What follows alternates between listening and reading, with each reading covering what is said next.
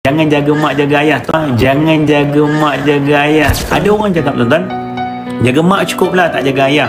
Tak. Jaga mak dan juga jaga ayah. Ada hadis baginda Rasulullah SAW memang tuan-tuan menyebut siapa yang perlu kau buat baik mak kau. 3 kali Rasulullah sebut berkenaan tentang mak baru ayah. Betul tak?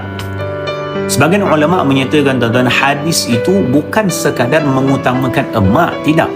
Tetapi orang yang bertanya itu dia kurang memberikan perhatian kepada mak dia. Maka Rasulullah kata kepada dia, utamakan mak. Itu cara Rasulullah. Cara Rasulullah. Dia bukan emak je. Oh, jaga mak je lah, ayah tak payah. Habis ayah kau? Yang kita ni lelaki ni tak ada perasaan ke? Yang ayah-ayah kita ni robot ke? Dia orang pun ada perasaan. Faham? Sebelum kita jaga mak kita, siapa yang jaga mak kita?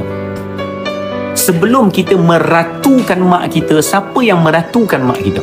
Ayah kita, tuan-tuan. Betul tak? Ayah kita yang meratukan mak kita. Ayah kita yang buat segala-gala untuk mak kita. Faham? Sebab itu tuan-tuan, pada hari ini bukan sekadar mak, ayah juga. Cuma ayah ni lainlah sikit, tak samalah macam dengan mak.